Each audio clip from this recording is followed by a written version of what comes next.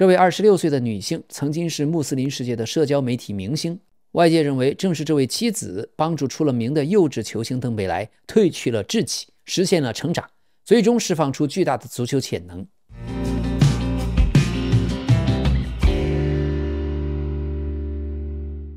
好的，兄弟们，今天非法的各项奖项颁奖了，咱们一开始就好好的聊一聊，然后今天聚焦登贝莱到底是如何从一个喜欢熬夜打游戏的中二少年，一步步到了今天大功告成，攀上巅峰。节目的下半部分千万不要走开，是关于皇马最新的新闻，就内格雷拉案裁判事件跟全西班牙跟巴塞罗那全都吵成了一片。所以老 K 足球新闻，一个有温度的足球频道。朋友们，真心感谢您点一个订阅，订阅上的小铃铛上选择全部，这样我们最新的视频您就可以第一时间收到。好的，先点赞再看，养成好习惯，谢谢。今天2025年国际足联的各项年度最佳奖项都揭晓了，最重要的奖项非法年度最佳男足球员属于登贝莱，登贝莱也包揽了金球奖和非法年度最佳男足球员，而且也是首位获此殊荣的90后球员。接下来登贝莱还将和大巴黎备战和弗拉门戈的非法洲际杯决赛，争夺本年度的第6座冠军奖杯。今天国际足联还公布了年度最佳阵容，但是引起了争议，尤其是巴塞罗那的边锋拉菲尼亚未能入选，这也引发了他妻子的不满。拉菲尼亚的妻子直接在个人社交媒体上连发4条动态，炮轰这奖项的不公，写道：他们现在连演都不演了，直接参与62个进球，但他不配入选最佳阵容，不公正。拉菲尼亚是篮球运动员吗？是的，确实，如果客观公正的看表现，拉菲尼亚甚至是金球奖和非法足球运动员应该排第2。可是现在连11个人的最佳阵容竟然都没能入选。说真的，如果是正常情况下的4-3-3阵容，拉菲尼亚肯定能入选。可是非法为了让贝林厄姆入选，直接把4-3-3改成了4-4-2，硬塞了一个贝林厄姆，于是前锋的名额没有了。这样的不公正只是为了贝林厄姆塞进来，把阵型都挤得变形了。其实本应该是左边拉菲尼亚，右边亚马尔，中间登贝莱。没办法，国际足联也好，其他的组织方也罢，都是以金钱至上，经济利益至上，所以类似的奖项也都不要太当真，都是重名气而非重表现。今年非法评选的最佳男足，门将多纳鲁马，左后卫门德斯，中后卫范戴克和帕乔，右后卫哈基米阿什拉夫，中场是佩德里、维迪尼亚、贝林厄姆和帕尔默，锋线上是登贝莱和亚马尔。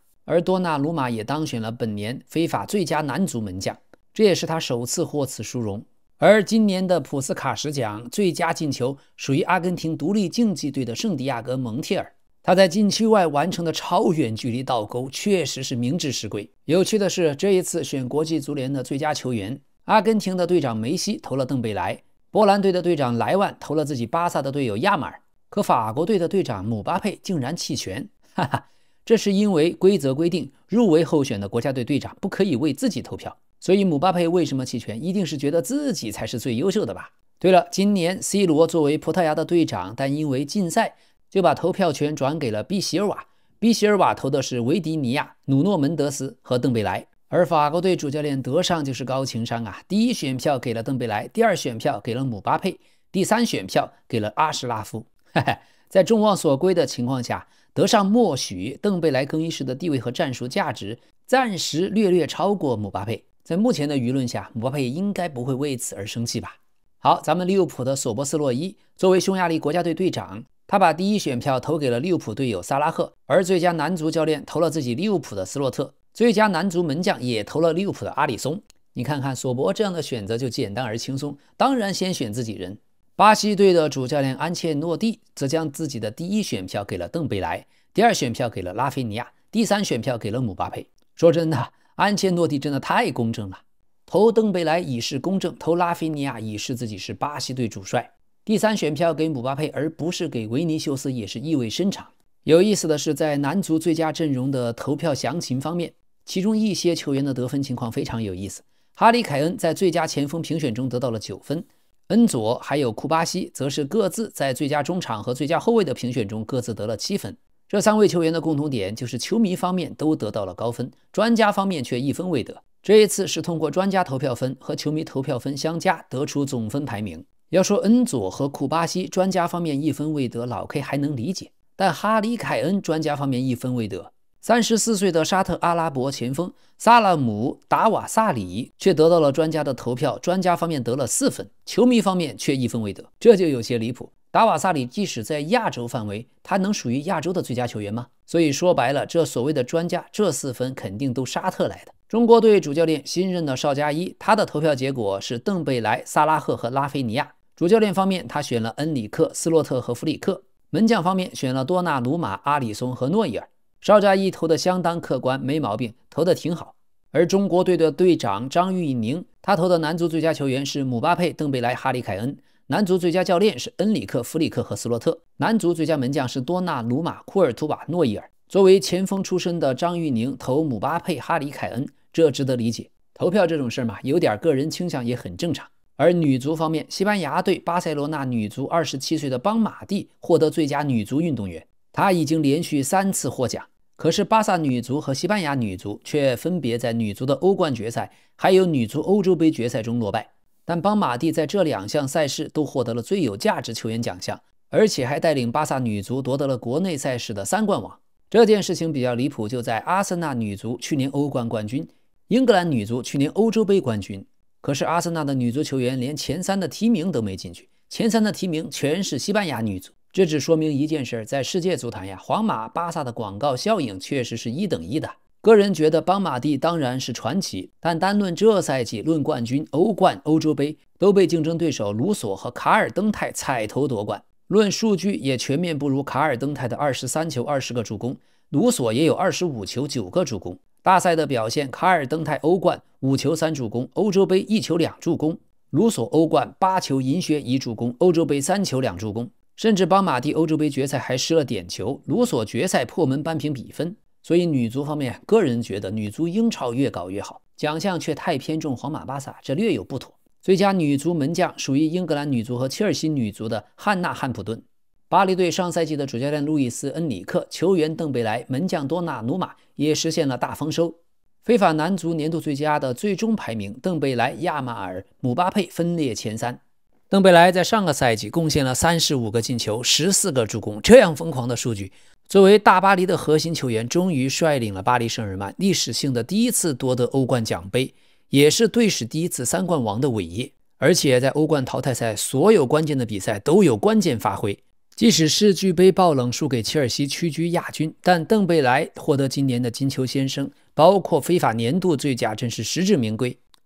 邓贝莱的职业生涯是从雷恩队开始的，2015至16赛季，作为他一线队职业生涯的起点，12个进球5个助攻。要知道联赛仅仅出场了26次，所以处子赛季的邓贝莱已经极为出色而且高效。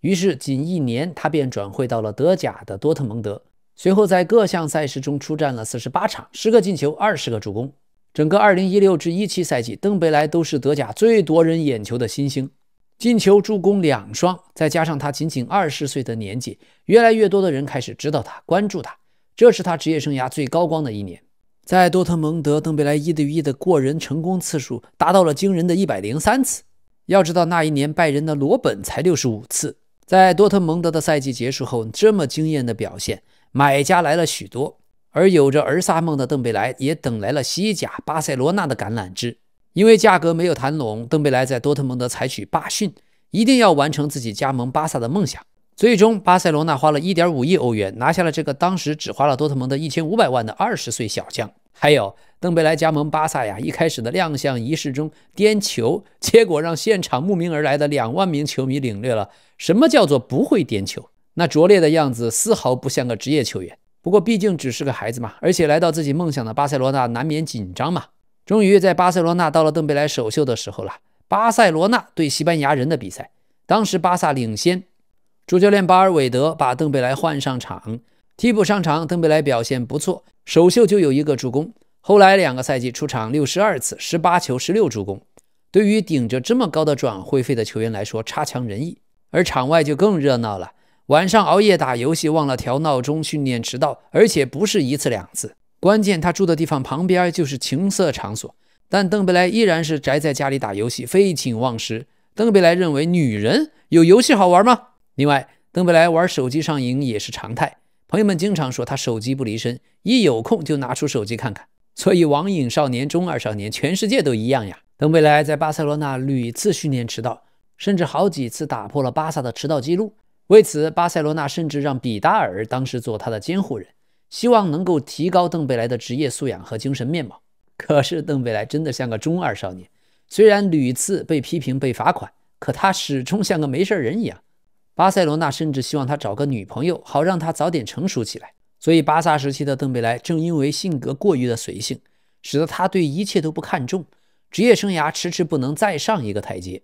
在场上，巴塞罗那的登贝莱也是非常粘球，经常拿着球一个人独自单干，破坏了不少好机会。球迷们经常大骂：“这瞎带什么玩意儿呀？会不会踢呀？赶紧下来吧，求求你了！”但即使如此，却逃不过登贝莱真香定律。在西甲赛场上，登贝莱屡建奇功。当时1-0对巴拉多里德，2-1逆转皇家社会，3-2逆转巴列卡诺，1-1战平马竞。登贝莱的4个进球，当时理论上帮巴塞罗那多拿了7个积分。还有欧冠赛场，登贝莱的一次长途奔袭，直接让他的声望拉满，对他的期待达到了顶点。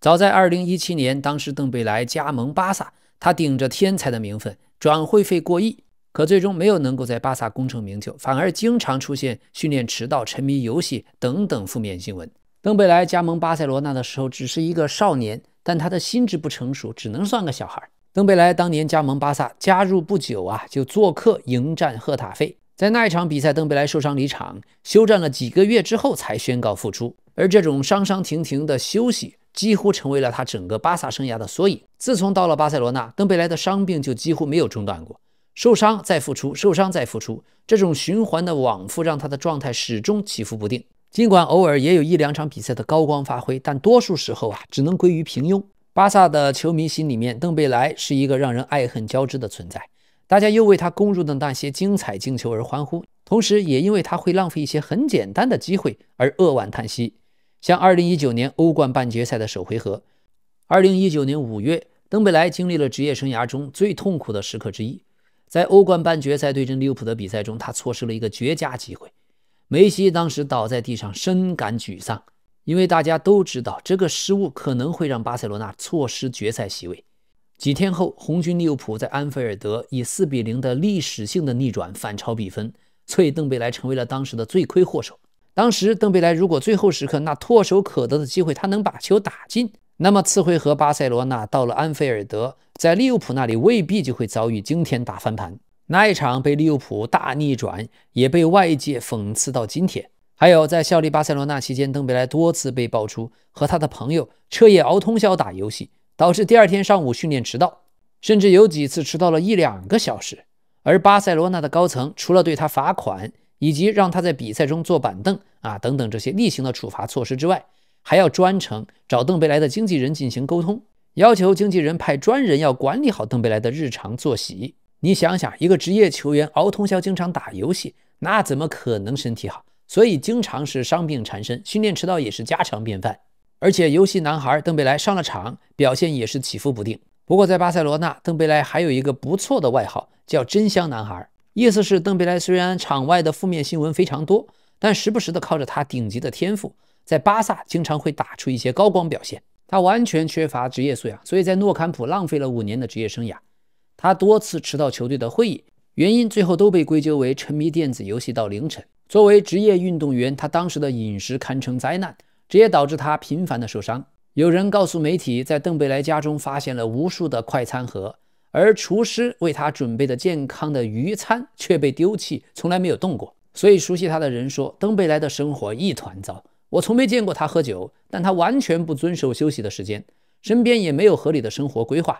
所以当时巴萨的队长梅西从来没有怀疑过登贝莱身上的世界级的潜力。早在2018年，梅西就指出登贝莱在球场上是个现象级的球员。可是梅西也意味深长地补充了一句，一切都将取决于登贝莱自己。在巴塞罗那的6年时间，登贝莱曾经多次看起来改邪归正，让人们以为他或许能够回报巴萨俱乐部最初的投资和持续的信任。2022年9月，在哈维执教的时候，他的状态有所回升，他坚持称自己已经认识到了错误。当时的登贝莱曾经对媒体说，我以前受伤是因为我年轻的时候没有现在这么努力，想成为伟大的球员就必须付出努力，光有天赋不够。以前我不懂，但现在我明白，在场上场下刻苦训练至关重要。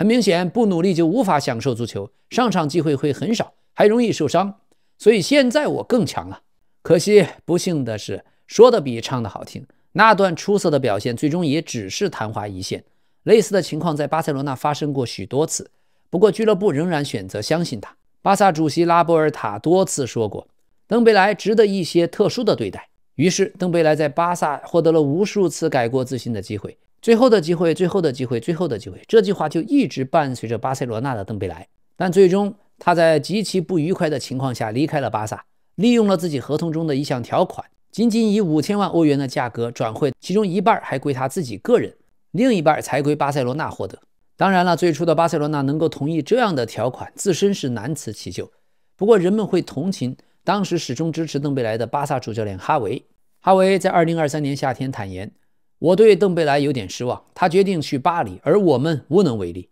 不过从另一方面来说，巴萨也甩掉了邓贝莱这么一个包袱。这位以 1.48 亿欧元被巴塞罗那签下的球员，实际上在巴塞罗那单赛季的联赛进球就从未超过8个。后来拉波尔塔的顾问曾经说，我喜欢优秀的球员，但更偏爱敬业的球员。登贝莱拒绝续约的时候已经表明他缺乏敬业精神，进球后去亲吻队徽或者在社交媒体上作秀，这很容易，想赚更多钱合情合理，但真正敬业的人不会只盯着钱，也不会出尔反尔。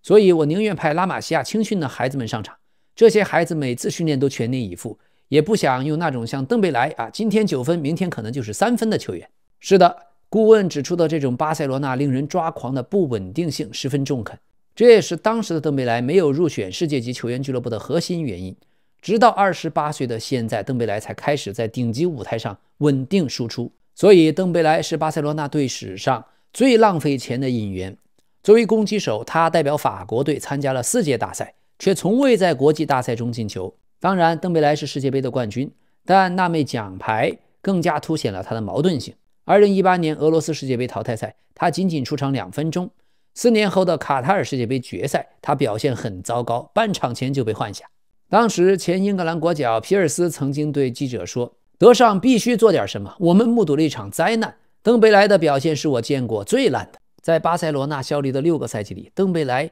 因为缺乏职业精神，累计因伤缺席了长达784天，仅仅肌肉损伤就多达14次。所以很明显，这样的伤病频率绝非单纯的运气不好。所以登贝莱虽然是双足怪，冲击力强，具有巨星潜质，在巴塞罗那却惹恼了球迷。登贝莱职业生涯中的最低谷、最尴尬的时刻发生在2021年，当时有一段他和格列兹曼的视频流出来，这段视频据称拍摄于2019年季前巡回赛期间。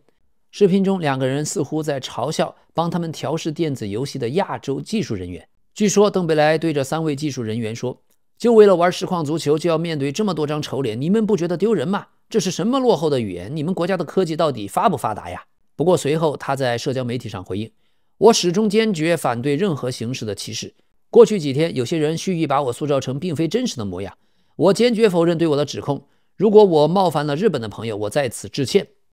一直到离开巴萨加盟大巴黎之后，才慢慢走上了生涯的巅峰。而有趣的是，前一年姆巴佩还在的时候，邓贝莱只能是他身边的副攻手，现在邓贝莱却领先于姆巴佩，获得了欧冠、金球奖还有非法年度最佳。那么邓贝莱是怎么去大巴黎的呢？当时2023年夏天，巴萨的高层和邓贝莱一直有矛盾，作为法甲霸主大巴黎对邓贝莱却一直有关注。当时巴黎队引进邓贝莱一定程度上是为了应付未来姆巴佩有可能的离开，所以加盟大巴黎第1个赛季，邓贝莱只能在姆巴佩身边充当僚机。虽然他的传球突破非常优秀，可是姆巴佩在队内拥有第1开火权，邓贝莱也没有办法拥有非常出色的进球数据。23到24赛季他是6个进球入账。值得一提的是，其中2个进球是在欧冠淘汰赛对巴塞罗那取得的。登贝莱到了大巴黎之后，自信地谈到了新主教练路易斯·恩里克给予他的自由，让他在边路自由穿梭，发挥自己的作用。登贝莱说，从一开始我就感觉到路易斯·恩里克相信我和相信我的能力。所以第1个赛季大巴黎队的登贝莱基本上和他过去巴萨生涯的很多赛季表现相吻合，状态有起落，终结能力被人诟病。当时很难有人想到，后来的登贝莱1年之后竟然会完全蜕变，成为新科的金球先生。但2024年夏天，姆巴佩离开巴黎队，转投皇马，于是登贝莱作为巴黎队锋线上的本土国脚的代表，成为了球队头牌。不过赛季的初期他仍然表现不稳定。欧冠联赛阶段，巴黎抽到了死亡赛程，首战赫罗纳是巴黎队必须拿下的关键之战，但巴黎队仅仅凭借最后阶段对方的乌龙球勉强取胜。全场邓贝莱错失机会无数，赛后被各方媒体一顿猛抨。接下来客场对阿森纳，邓贝莱又因为之前的训练迟到，而且在训练场上和主帅恩里克还激烈的产生争吵，直接被排除出了比赛名单。然后客场打拜仁，邓贝莱又染了红牌，这也再度被主帅恩里克放上了板凳，直到几场比赛以后才重新回到首发阵容。主教练恩里克手段是非常强硬的。事后他在谈到对阿森纳这一战的大名单为什么要把邓贝莱排除，恩里克说，为了全队，再给我100次机会，我都会100次这样去做的。所以对于当时的邓贝莱，天赋满满，可心智始终不能算成熟。恩里克的铁腕式管理是最能够让这种问题少年折服的方式。事后邓贝莱也终于意识到自己的错误，向主教练恩里克郑重地道了歉，这也回到了球队首发阵容。接下来在恩里克的严格的管理之下，邓贝莱在接下来的赛季时间基本和负面新闻彻底绝缘，全身心投入到了比赛当中，这才有了2025年年初那样的井喷式的爆发，接连斩获各种荣誉，最终成为新科的金球先生。而且主教练恩里克不仅是在管理层面让邓贝莱服服帖帖，经过了一段时间对阵容的试验之后，他将邓贝莱放在了前场中路，这个位置过去邓贝莱打得少，但恩里克认为这是最适合他的位置。然后 K77、杜埃以及巴尔克拉等众多速度出色的边锋球员在旁边辅佐他，也就是在这个新位置上，邓贝莱迎来了职业生涯最高光的一段时期。要知道，过去青训时期执教邓贝莱的主教练前雷恩主帅的斯特凡曾经如此评价邓贝莱，他说邓贝莱不仅仅有着出色的盘带和创造力，实际上他很擅长去阅读比赛，他是一名拥有很高足球智商的球员，拥有对比赛体系的出色的认知。是的，于是随着年龄的增长，球商的进一步提高，邓贝莱也不再执迷于过去那种无意义的盘带。处于9号位置上的他，处理球更加简洁高效，而他曾经被人批评的终结能力也开始有了大幅提升。在主教练恩里克对他的严格要求下，邓贝莱对于对方防线的逼抢做到了极致，这也让大巴黎在上赛季无往不胜。只要看大巴黎的比赛，大家就能明显的感觉到，邓贝莱他不仅仅是一个进攻上的天才，而且他默默的奉献，他的逼抢，他这种团队型球员的逼抢，最终在大巴黎起到了真正的领袖作用。这样的组合堪称完美。于是上赛季欧冠赛场的巴黎队终于迎来了逆袭。欧冠联赛阶段一度濒临出局，但最终在慕尼黑夺得了队史首个欧冠。成就这一切的最大功劳之一就是邓贝莱的爆发。他在对阵曼城的生死之战中破门导演了逆转，在联赛末战对斯图加特又上演了帽子戏法，这才让巴黎队确保了淘汰赛附加赛的资格。而在附加赛首回合，面对熟悉的对手布雷斯特，邓贝莱独中2元，第一回合就终结了晋级的悬念。1/8决赛，邓贝莱在次回合中又攻入了关键球，在点球大战再次立功，帮助淘汰了联赛阶段头名的利物浦。接下来对阵同样来自英超的阿斯顿维拉，邓贝莱2回合都送出了助攻。半决赛对阵阿森纳，邓贝莱首回合便闪击得手。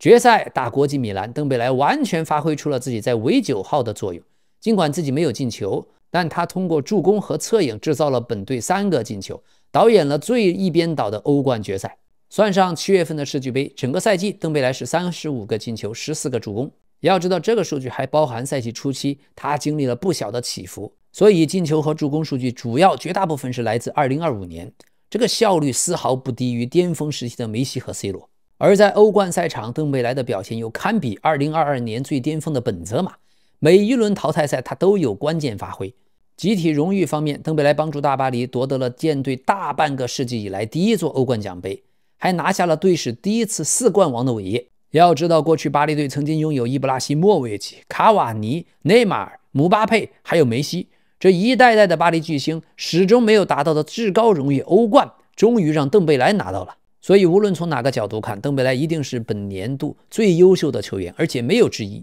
金球奖和非法最佳球员的荣誉实至名归，无可置疑。过去的那个问题少年邓贝莱已经不见了，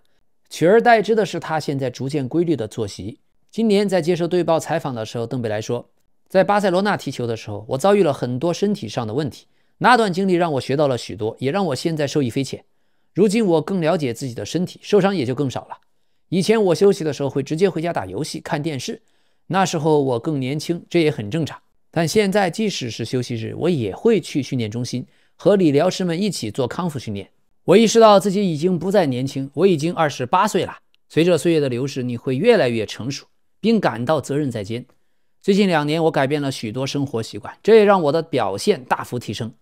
所以邓贝莱如今功成名就，这除了他的盘带天赋以及顶级球商之外，最应该感谢的就是现在大巴黎的主教练路易斯·恩里克。西班牙主教练不仅找到了邓贝莱在场上最合适的位置，而且让这位过去负面新闻频出的问题少年终于开始自律，成为了当今足坛最优秀的巨星之一。无论是技战术还是管理性格方面，恩里克都给他提供了不小的帮助。这种恩威并施的管理手段让他终于意识到团队至上的重要性，也让他丢掉了那些坏习惯，全身心的投入比赛，从而才能在球场上发挥出最大的能量。所以巴黎队在逆转曼城以后，一切都变了。这很大程度上归功于路易斯·恩里克将邓贝莱改造成中锋的决定。这个调整为大巴黎带来了巨大的成功。邓贝莱在巴黎首次夺得欧冠的征程中贡献了8个进球，这包括在安菲尔德和阿森纳酋长球场的关键进球，再加上队内最多的欧冠夺冠路上的6次助攻。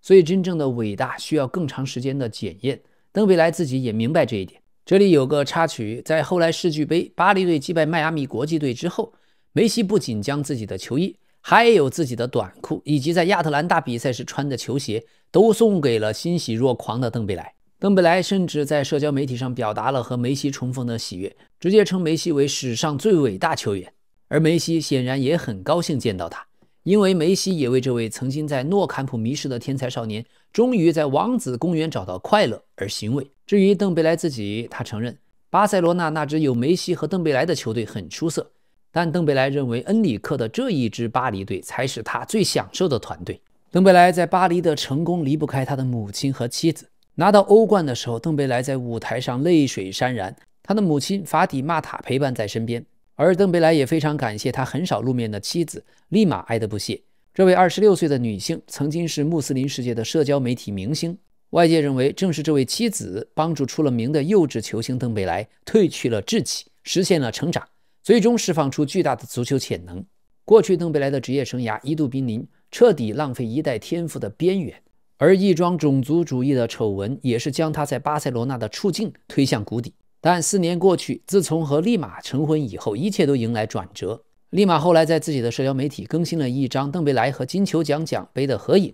配文简洁却饱含深情，只写道自豪。利马出生于摩洛哥，曾经在 TikTok 平台拥有30万粉丝。他在账号上推广自己的生活方式品牌，并且以契合伊斯兰信仰的简约时尚以及生活建议而闻名。他坚定的信仰、传统的价值观和职业素养，这也深刻地影响了同样是虔诚穆斯林的丈夫邓贝莱。事实上，由于宗教信仰，利马从来不在公众面前露脸，夫妻俩也选择不公开女儿的名字。邓贝莱只把女儿称为加泰罗尼亚人，因为女儿出生的时候他还效力于巴塞罗那。不过在大巴黎世俱杯决赛不敌切尔西以后，近几个月利马的社交动态发生了变化。他先是将 TikTok 账号设为私密，随后又彻底删除，而且没有说明原因。但他曾经清空社媒的所有内容，在重新开通后，账号现在有 18.7 万粉丝。如今他会精心地规划账号的内容，分享自己在库尔舍韦勒、迪拜等地的奢华生活照，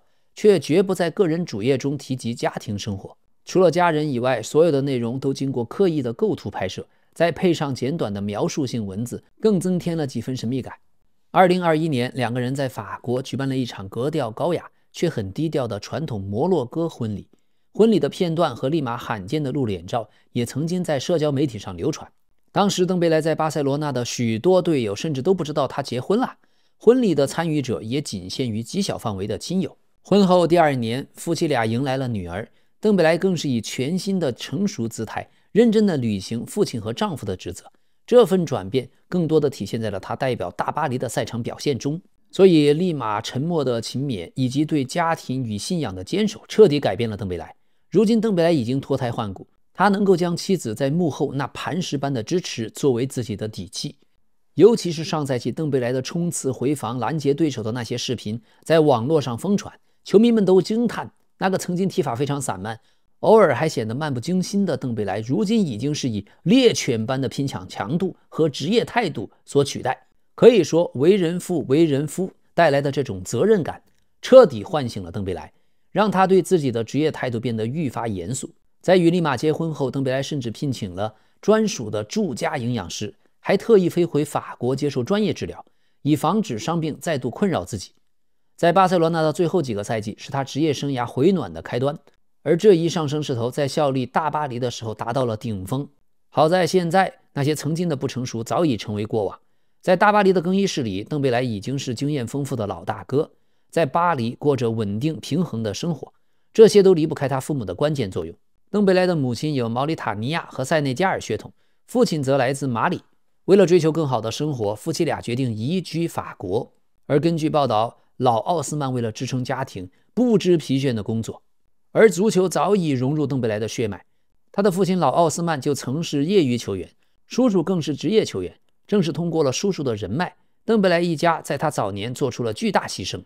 当时一家人从西非移居到法国，在诺曼底安定下来。1997年，邓贝莱在一个小城市维尔农出生。为了让家中的长子邓贝莱能够加入青训队，一家人又搬到了雷恩。后来邓贝莱有2个弟妹，那个时候邓贝莱年仅6岁，但母亲已经看出来他在足球方面的过人天赋，坚定地支持他追寻梦想。叔叔则负责为年少的邓贝莱牵线搭桥，而法蒂玛塔则身兼母亲和经纪人这2个职务。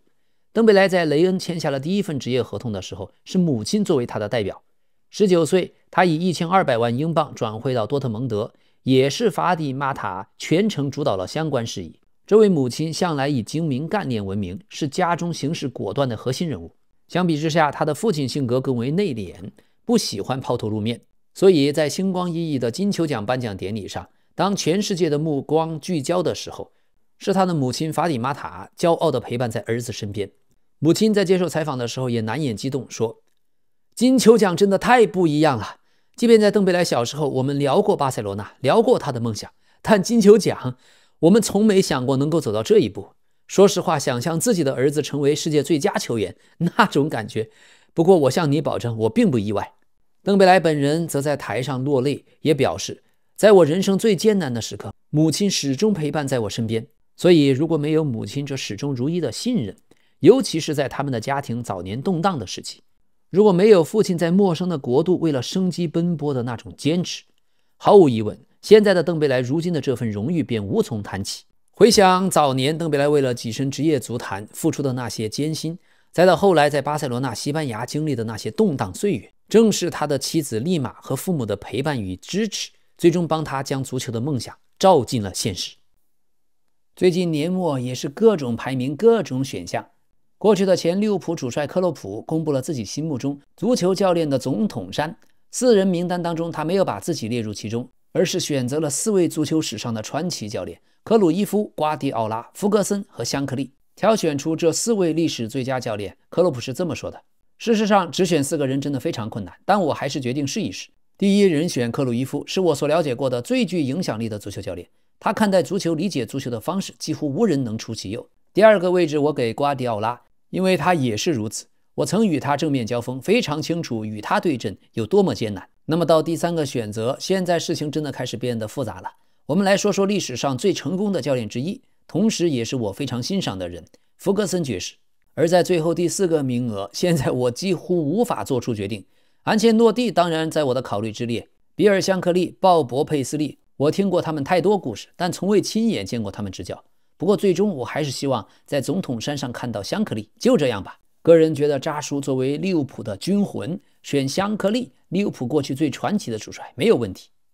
最近关于皇马，社交媒体上流传了一段姆巴佩在半场的时候鼓励罗德里戈的视频。在视频的画面中，皇马球员在下半场即将入场，正在球员通道。姆巴佩对着罗德里戈说：“我和维尼修斯会突破，并且带走防守球员，给你拉开空间，你可以的。”于是果然，在比赛的第77分钟，罗德里戈接维尼修斯左路的传中推射破门，时隔329天再度在西甲赛场进球。而皇马也依靠姆巴佩上半场的进球以及罗德里戈下半场的进球全取3分。不错不错，真不错。在姆巴佩姆总的带领下，现在皇马这批年轻球员他们是真的团结，个人的素质也真的高。私生活方面也不花哨。无论外面压力多大的风浪，但锋线这几位年轻球员真的是既低调又谦逊，而且互相尊重。最后也确实就如姆巴佩所说，就是这么进球的。现在看来，姆巴佩确实是皇马队内最具大哥气质的。巴西双子星如果可以跟他在一起再多待5年7年，皇马不可限量。这样的姆巴佩，这样的人品，也配得上所有球迷的尊重。最近，过去法国队的老大哥锋线上的大吉鲁也在节目中谈到了姆巴佩。大吉鲁澄清道，姆巴佩非常自信，并不像有些人说的那样自大，他是目前最好的球员之一。其实早在2018年，他就已经展现出了非凡的天赋和超乎年龄的成熟。我们夺冠的时候，他大概才18、19岁，这真的很不可思议。他非常自信，不像有些不了解他的人说的那么自大。很多人会觉得我们法国球员有点自大，包括和我合作过的不少队友也这样想。但我常说，不是那样，那只是自信。而姆巴佩正是如此，他很清楚自己想要什么，目标明确，他就是这样一个充满天赋的球员。说真的，2018年我看他在场上做到那些事情的时候，我的反应就是哇哦！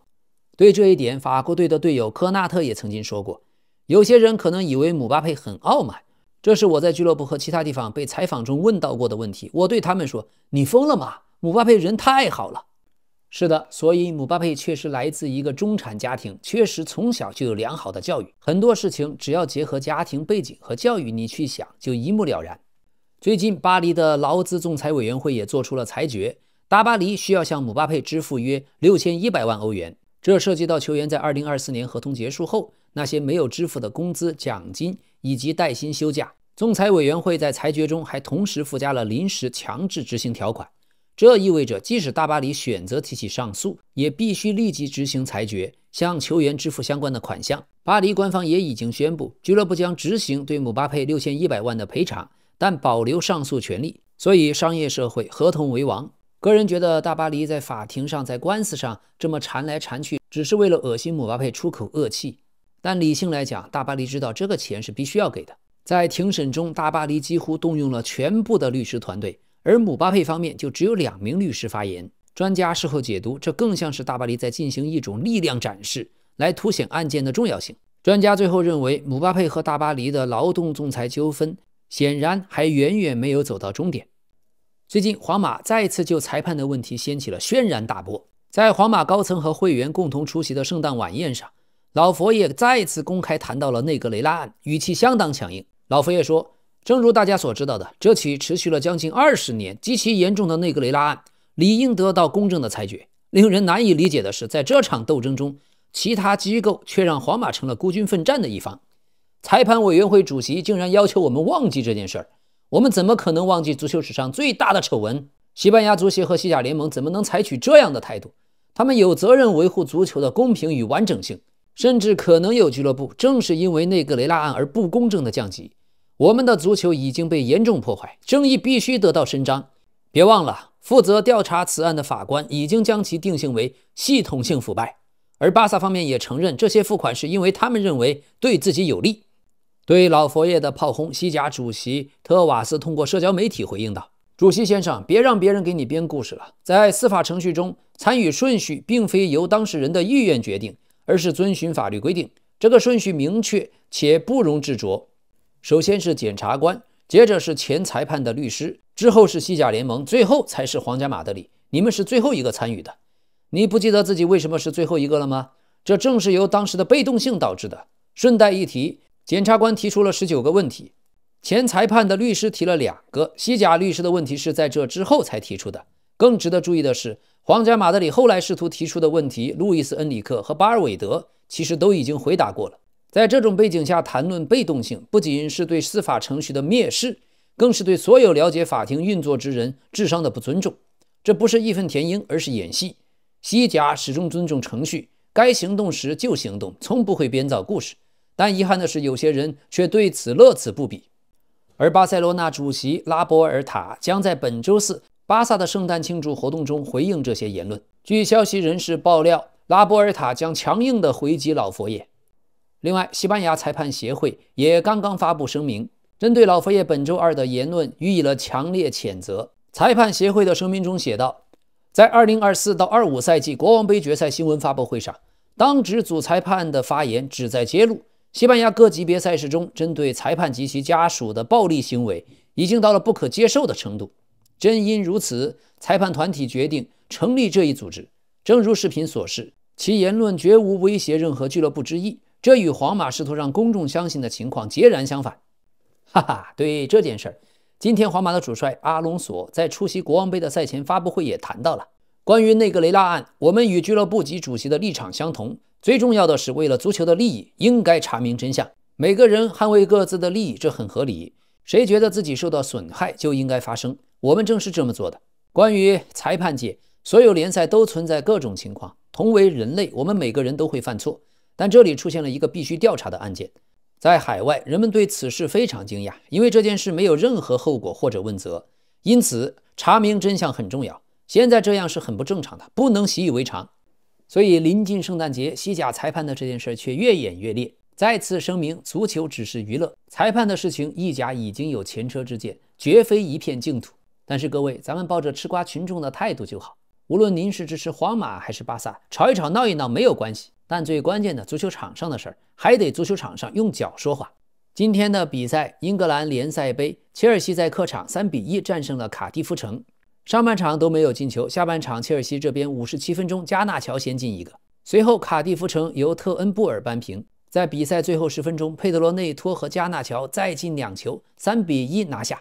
而西班牙国王杯第3轮，巴塞罗那下半场依靠克里斯滕森和拉什福德的进球，2-0战胜瓜达拉哈拉。所以朋友们，足球世界依然精彩，请大家锁定老 K 足球新闻，每天都来看一看，谢谢。